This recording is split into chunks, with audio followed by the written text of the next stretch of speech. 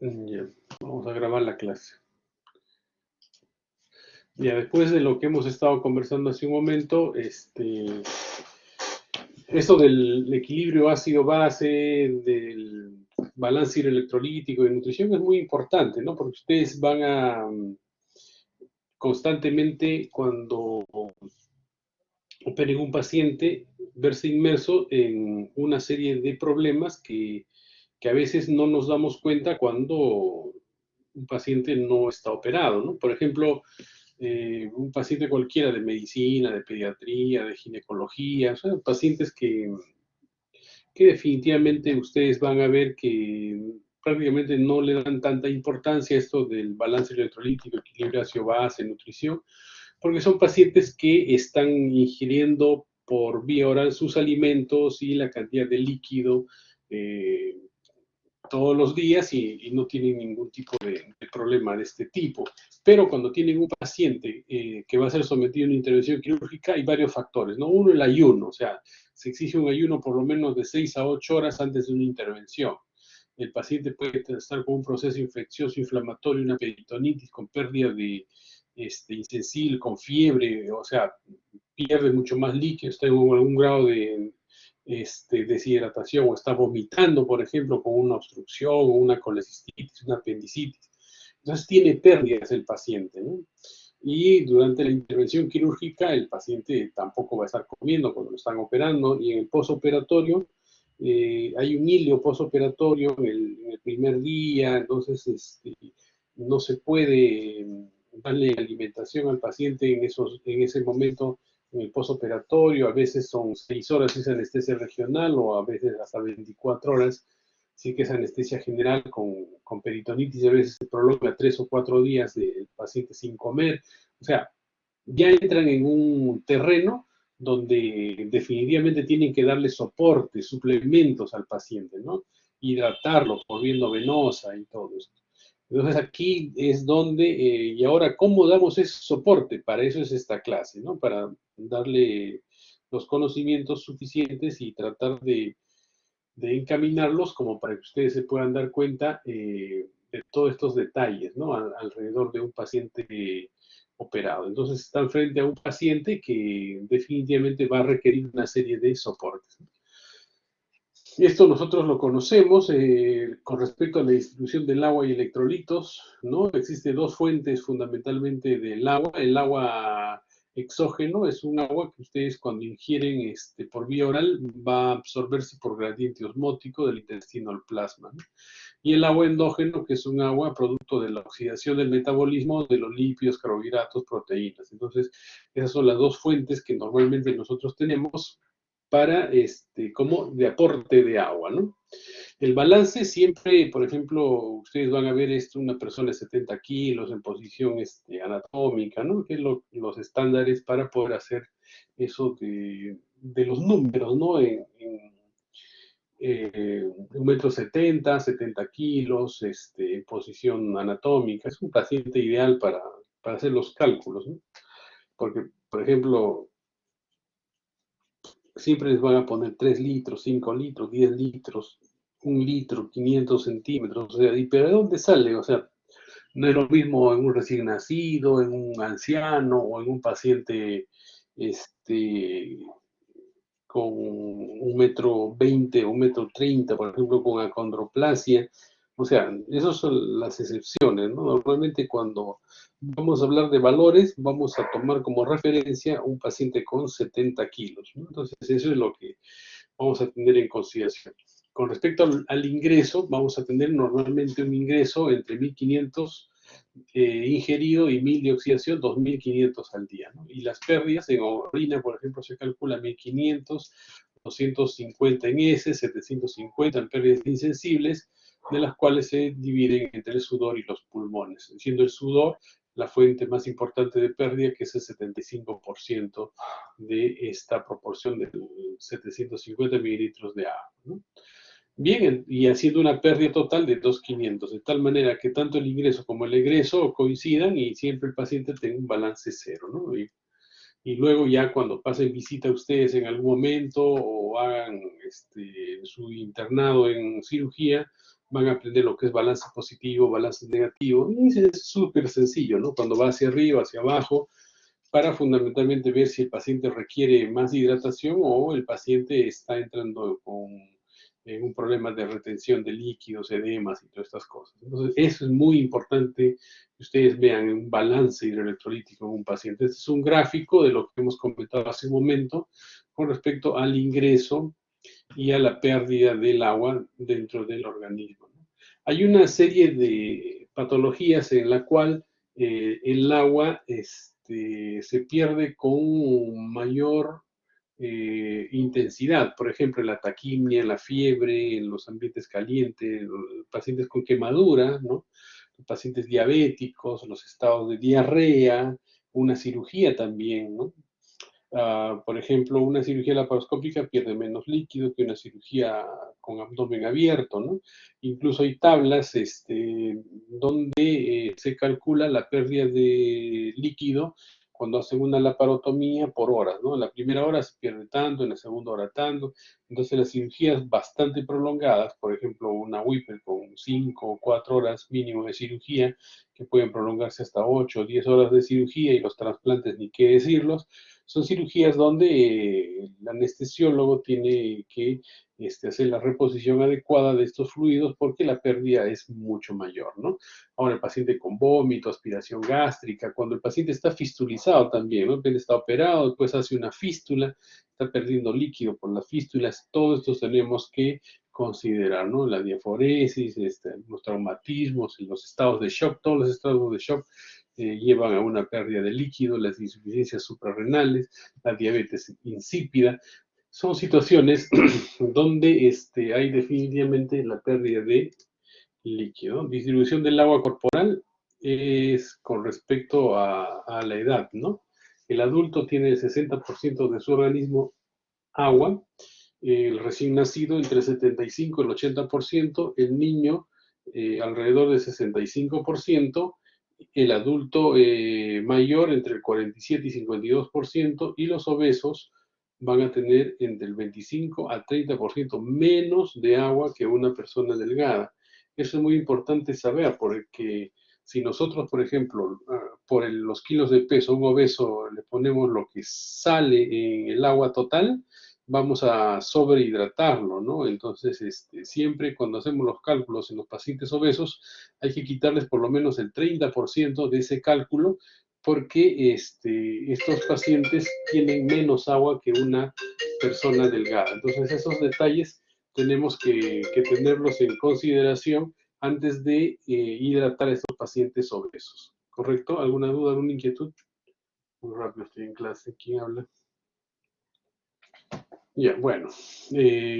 Ahora, distribución del agua corporal.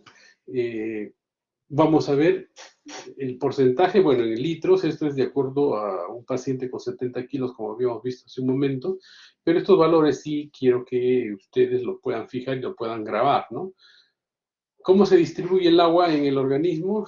De este 60% de total de agua que nosotros tenemos, en el intracelular está el 40% y en el extracelular el 20%, en el plasma el 5% y en el espacio intersticial el 15% de agua. Entonces, eso es datos fijos que nosotros debemos conocer, ¿no? Entonces, generalmente los cálculos vamos con un varón de 70 kilos y en el caso de una mujer de 60 kilos más o menos, ¿no?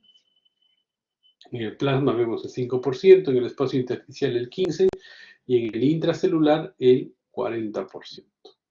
Ahora, con respecto a los electrolitos son sustancias que disueltas en el agua se disocian en partículas pequeñas con carga eléctrica positiva o negativa, denominada iones. Entonces, ¿qué electrolitos nosotros tenemos en el organismo? En el espacio extracelular, fundamentalmente el sodio, y en el intracelular, el potasio. Entonces, ahora el sodio siempre va con el cloro y el potasio va con el fósforo, ¿no? Y las proteínas. Entonces, por eso el ion intracelular viene a ser el potasio y el extracelular el sodio. Eso es muy importante que ustedes lo sepan, ¿no? Hay una serie de fórmulas para hacer la conversión de 1000 equivalentes a gramos y de gramos a 1000 equivalentes.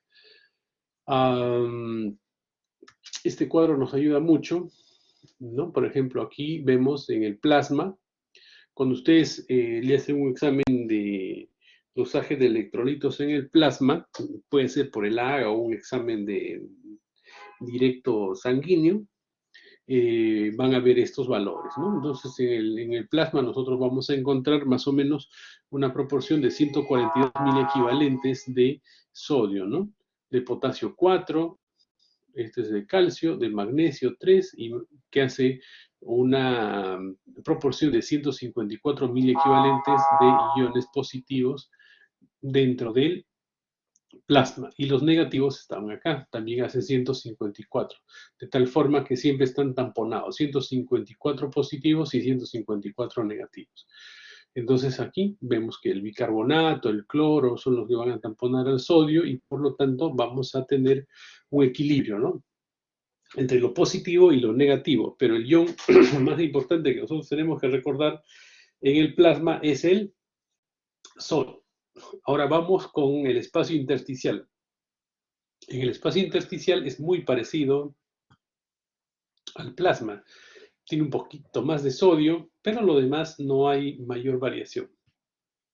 Pero sí, en el líquido intracelular vamos a ver que el ion es el que prevalece, y el que tenemos que tener en consideración siempre es el potasio. Entonces el potasio es el ion intracelular por excelencia. Un poco de magnesio, un poco de sodio, y en el intracelular vamos a tener más o menos, tanto de positivos como de negativos, 200.000 equivalentes de cada uno. Entonces, ¿qué es lo que quiero que fijen, graben bien de esta tablita? Es que el sodio es un ion extracelular y el potasio es un ion intracelular, mayores en concentración en cada espacio. Pero eso no quiere decir que en el plasma no exista potasio, también hay potasio. 4%, o 4.000 equivalentes, y el sodio 142.000 equivalentes. Entonces con el sodio tenemos mucho más margen para poder trabajar, pero con el potasio no.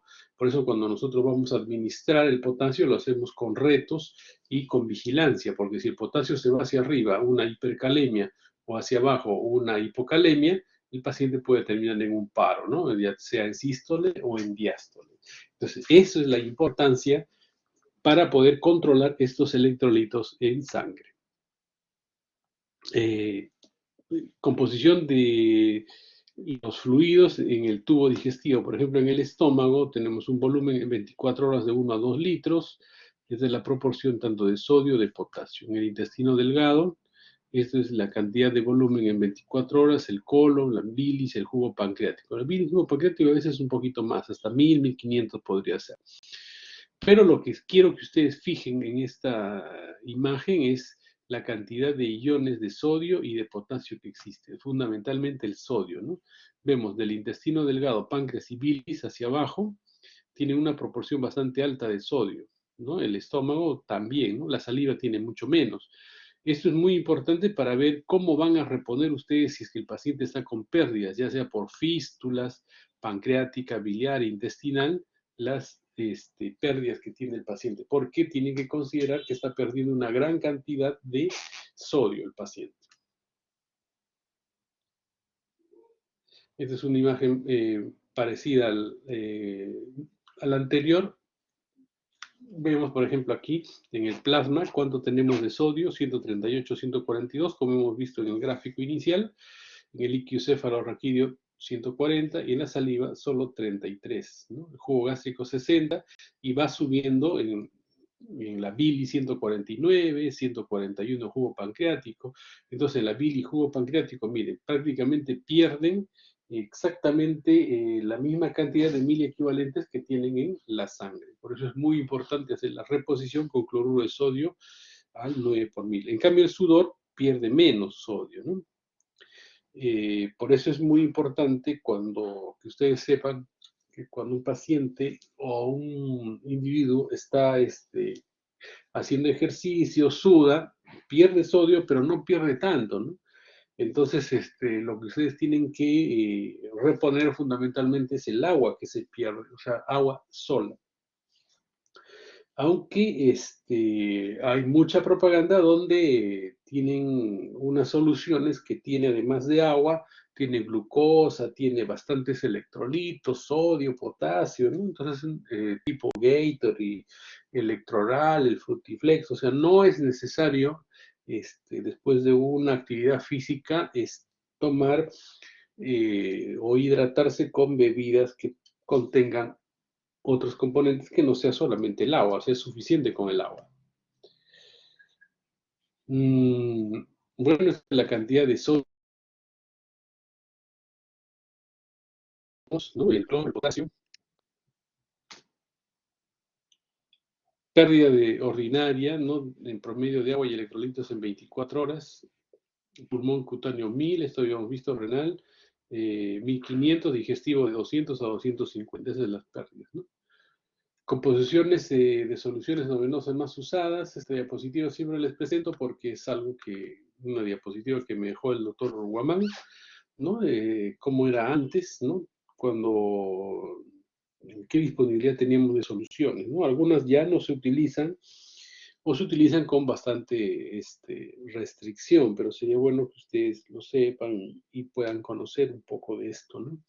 Por ejemplo, la dextrosa al 5%, ¿no? Es lo estandarizado, lo que nosotros utilizamos, y como es al 5%, ese frasco va a tener 50 gramos de glucosa.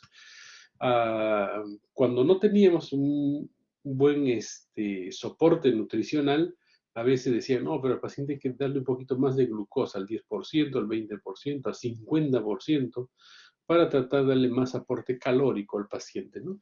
Pero actualmente, si el paciente necesita nutrición, ya no pasamos al 10, al 20, al 50%, sino son fórmulas que vamos a ver en un momento, que es la nutrición tanto enteral como parenteral. Entonces, la que utilizamos de estas soluciones, la más utilizada es la dextrosa al 5%. Tenemos el cloruro de sodio al 20%, que es el hipersodio. Tenemos el calium, que es cloruro de potasio al 20%. Entonces, tanto esto se conoce como hipersodio, esto es como calium, es lo que utilizamos, ¿no? Dextrosa, hipersodio, calium. Ahora, el cloruro de sodio al 11.7, el cloruro de potasio al 14.9 se utiliza mucho en cirugía pediátrica, donde los valores tienen que ser ajustados con mayor precisión para poder hacer la reposición tanto de líquidos y electrolitos, ¿no? Pero lo que usamos nosotros en cirugía en adultos es el hipersodio, el calio, ¿no?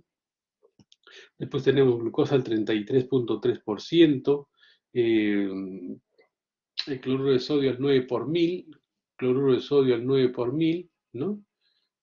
Cloruro de sodio al 9 por mil es el suero fisiológico. Antes se utilizaba mucho el lactato de Ringer, el manitol todavía lo utilizamos para los pacientes con hipertensión endocraniana, ¿no? El sorbamín al 3%, al 8.5 ya no se utiliza, ¿no? Antes se usaba como una opción para darle al paciente no solamente electrolitos, sino como una posibilidad de darle glucosa, volumen 1000 y 50 gramos de glucosa, ¿no? Era muy parecido es lo que fueron los prototipos de la nutrición parenteral total que ahora tenemos, ¿no?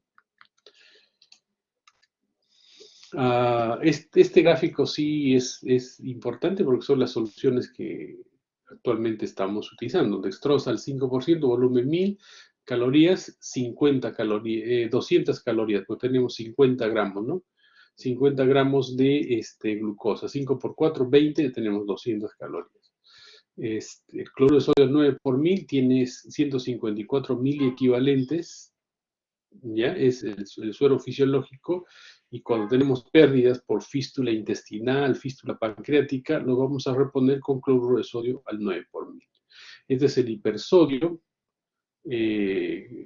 volumen 20 centímetros generalmente, hay algunos ampollas de 21.5, pero la mayoría tienen 20 centímetros, y vamos a tener 69 mil equivalentes de sodio. El calium, 10 centímetros, 27 mil equivalentes de potasio.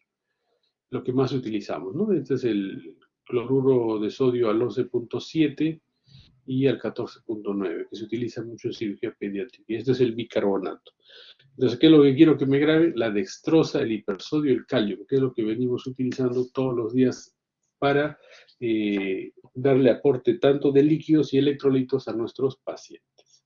Los trastornos hidroelectrolíticos, ya ustedes lo conocen, lo han visto en varias oportunidades, es con respecto a trastornos de volumen, trastornos de concentración y trastornos de la composición, ¿no? Trastornos de volumen, vamos a ver fundamentalmente las deshidrataciones, ¿no? La deshidratación leve, moderada, severa, que se considera como la disminución del agua total del organismo, ¿no? Trastornos de la concentración. ¿Qué trastorno de la concentración conocemos? La hipernatremia, estas son las causas de la hipernatremia. Conocemos la hiponatremia, ¿no? Miren, la hiponatremia también, tanto la hiper como la hiponatremia puede ser leve, moderado o grave, ¿no? Entonces, esto es muy importante. Cuando ya estamos bajando de 142.000 equivalentes, que es lo normal de sodio en el plasma, vamos a ver una hiponatremia leve, una moderada, una hiponatremia grave, ¿no?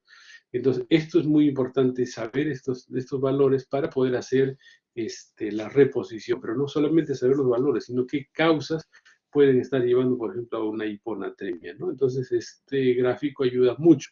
Por ejemplo, la hiponatremia con estado de volumen normal, con estado de volumen alto o estado de volumen bajo, ¿no? Estas son las principales patologías que llevan a una hiponatremia. Fundamentalmente el uso de diuréticos.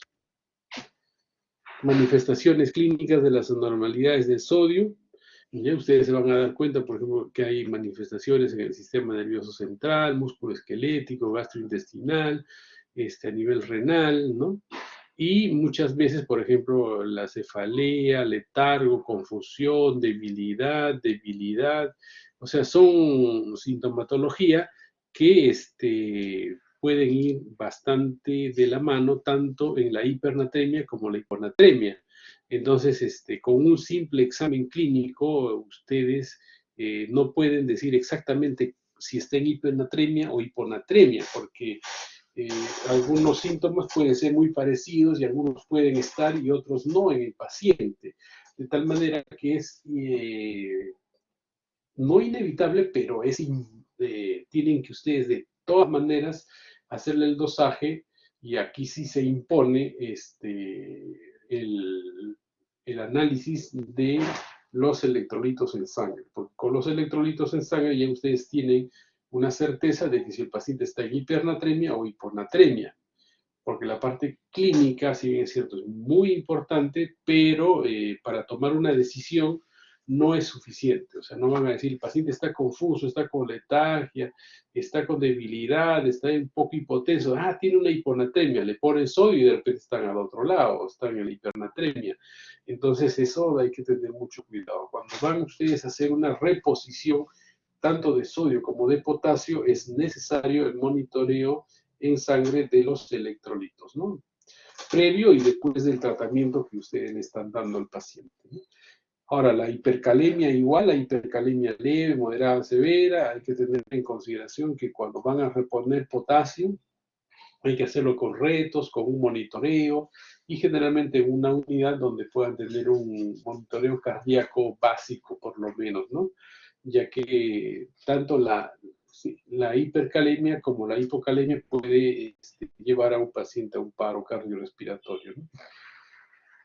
El potasio hacia abajo tiene algunas manifestaciones clínicas y el potasio hacia arriba igualito, ¿no? Entonces, hay otras alteraciones que también ustedes sería bueno que lo revisen, lo recuerden, ¿no? Con respecto al sodio, al calcio, si se va hacia arriba, hacia abajo, pero como les vuelvo a repetir, esto es muy importante que ustedes sepan que tienen que hacer los dosajes correspondientes de estas sustancias, ¿no? De estos electrolitos.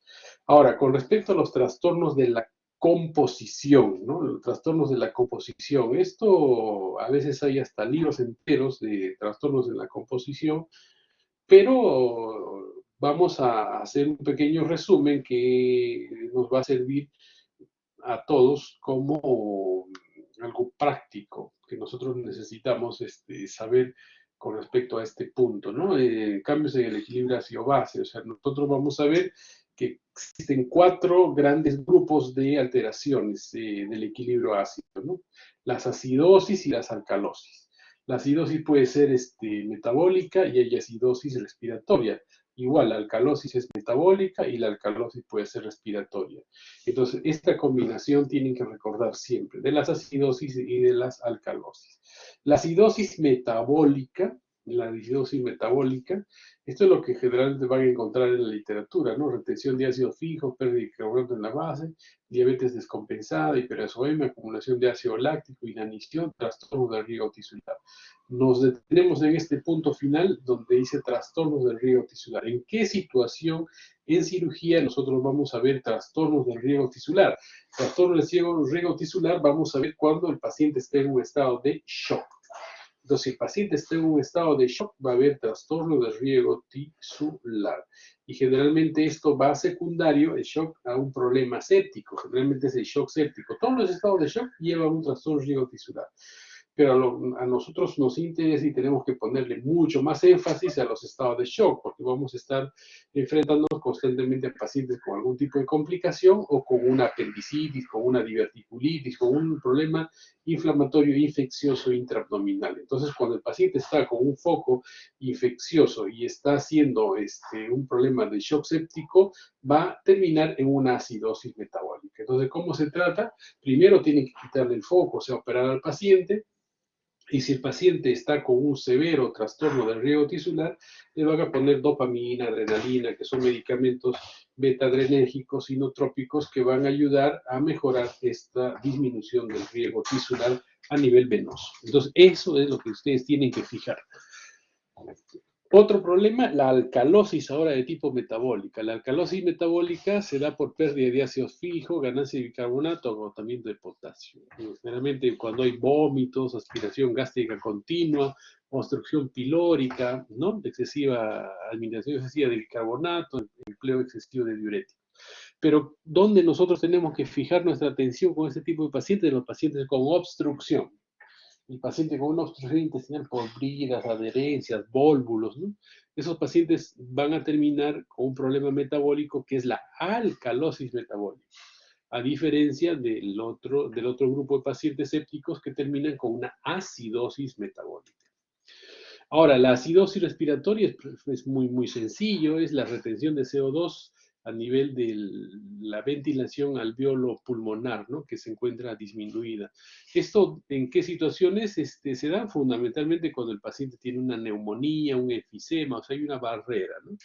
Entonces, los pacientes que tienen una complicación, los pacientes quirúrgicos tipo neumonía, telectasia, enfisemas, van a seguir una acidosis respiratoria por retención de CO2. La alcalosis respiratoria, ¿en qué situación nosotros vamos a ver? Cuando hay pérdida excesiva de CO2 por aumento de la ventilación, ¿no? El descontrol de la ventilación mecánica es lo más frecuente, pero la hiperventilación puede ser de origen emocional o por dolor, que puede llevar a una alcalosis respiratoria. Son los pacientes que no respiran bien, pues, ¿no? Hiperventilan y hacen una alcalosis y pueden tener también un trastorno del sensorio o una síncope en ese momento, ¿no? Es el típico caso de los pacientes que dicen, van a hacer un procedimiento, un uñero, una pequeña biopsia en consultorio, y de pronto el familiar les dice, no, sí, no hay problema, yo voy a estar ahí mirando. Entonces, cuando miran, empiezan a hiperventilar y de pronto tienen que terminar atendiendo al paciente por alcalosis respiratoria antes de que al otro paciente. Entonces, eso es algo que también tienen que recordar ustedes, ¿no? Este es un cuadro que ayuda mucho a ver qué alteración primaria hay, cómo está el pH y qué respuesta ante la acidosis y la alcalosis respiratoria. Por ejemplo, vamos a coger uno, ¿no? La alcalosis respiratoria, la alteración primaria, el CO2 está disminuido, el pH está aumentado, lógicamente, y la respuesta compensatoria es la disminución del bicarbonato. Entonces, esto es un cuadro que nos ayuda bastante a ver estos 4 puntos con respecto a la alteración, al pH y la respuesta. Lógicamente, las acidosis, tanto de tipo metabólica como la acidosis respiratoria, el pH va a estar disminuido, ¿no? Listo, esto es con respecto al requerimiento básico del agua y los electrolitos al día, ¿no?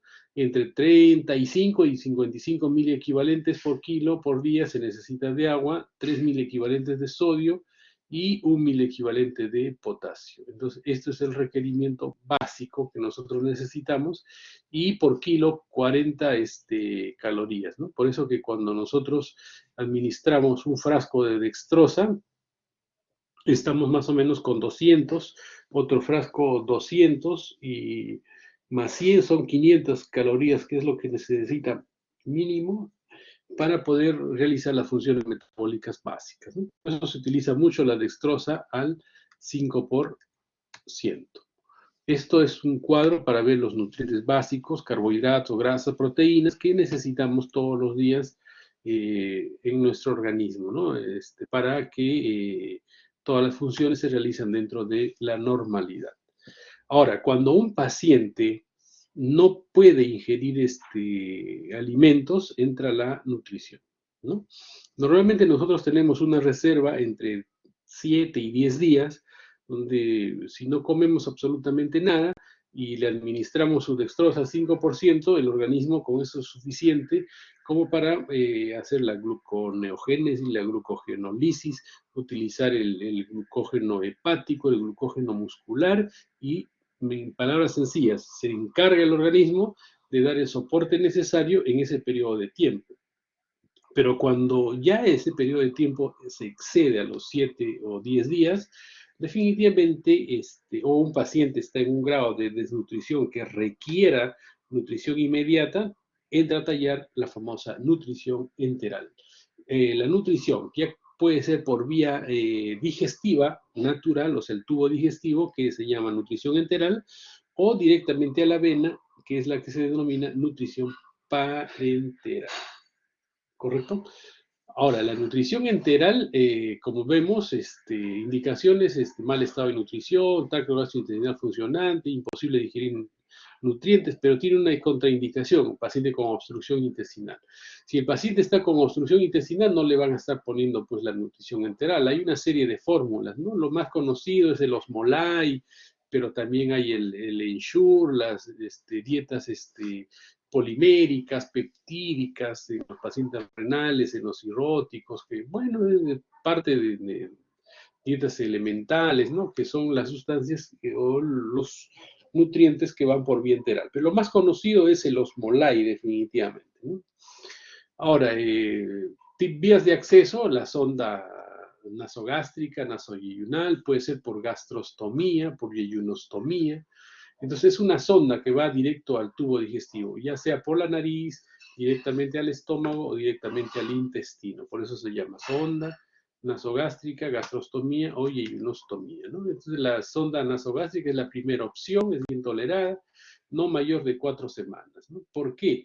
Porque el esfínter esofágico inferior está prácticamente abierto, el reflejo del vómito intacto, y cuando se usa mucho tiempo la sonda nasogástrica, el paciente puede tener una aspiración, un reflujo, y el paciente se aspira y hace una neumonía aspirativa, ¿no? Las complicaciones, irritación del trayecto, eh, pueden ponerlo al árbol tráqueo bronquial, broncoaspiración, lesiones traumáticas de la fosa nasal, faringe, esófago. Son complicaciones que se va a tener de este tipo, ¿no? Las ondas nasoyeyunales ayudan, son más delgadas, van hacia directamente al intestino, no al estómago, ¿no? Y sirve para administrar alimentos también, ¿no? Entonces, estas son las características de la nutrición enteral. Ahora, la nutrición enteral, lo ideal es administrarlo con bombas de infusión. Ustedes van a ver en los hospitales de que el paciente está con su sondita en la nariz y está con una bomba al costado para hacer la infusión en forma intermitente o en forma continua de esta nutrición, ¿no? Se hace una serie de controles antes de retirar este tipo de nutrición y definitivamente las complicaciones metabólicas son raras, ¿no? Porque estamos utilizando la vía natural, ¿no? El tubo digestivo, como si el paciente estuviese comiendo y absorbe lo que necesita y bueno, las dietas también están especialmente preparadas para este objetivo. Si tenemos un paciente con una obstrucción intestinal o una situación que requiera nutrición parenteral, tenemos que pensar ya en una nutrición parenteral. Ahora, la nutrición parenteral puede ser nutrición parenteral periférica, que va por las venas externas, ¿no? O nutrición parenteral total, donde se administra los nutrientes directamente a la circulación mayor, o sea, cercanos a la vena cava. Eso pueden utilizar la subclavia, la yugular, ¿no? Que son venas centrales y se ponen con un catéter, por eso se llama catéter venoso central. La nutrición parenteral periférica evita las complicaciones relacionadas al acceso venoso central, o sea, complicaciones, por ejemplo, una lesión en los pulmones, en la pleura, ¿no? Neumotórax, o sea, una serie de problemas. Se administra mucho más segura, pero ojo, miren, ¿no? Está indicada en un compromiso funcional que requiere nutrición menos de 14 días. Si ustedes piensan que es un paciente que va a necesitar más de 14 días de nutrición, lo ideal es una nutrición parenteral total y no la periférica. La periférica es máximo 14 días de nutrición, ¿no? Generalmente van por vía periférica y se utiliza un catéter de calibre 8. Contraindicaciones, miren, las contraindicaciones, no solamente en las piernas, si le ponen nutrición en las piernas, sino en los brazos, ¿no? La flebitis, que es una complicación bastante frecuente en ese tipo de nutrición. Por eso muchas veces se prefiere la nutrición parenteral total. Entonces, la nutrición parenteral total es paciente que no pueden obtener nutrientes a través del tubo digestivo. Este es un punto muy importante, desnutrición severa en el preoperatorio. ¿Qué quiere decir? Si un paciente viene con un cáncer de esófago, un cáncer de páncreas, va a ser operado y viene con un estado de nutrición severa, una albúmina, pero en 2, 2.5, ustedes necesitan operarlo a ese paciente. Lo operan al paciente, en el postoperatorio es una complicación segura. ¿Por qué? Porque las anastomosis van a fallar, no, el paciente está con un grado de nutrición bastante importante. Entonces, ¿qué es lo que se debe hacer? Un tratamiento con nutrición parenteral total 7 a 10 días antes de la operación y 2 a 3 días después de la operación.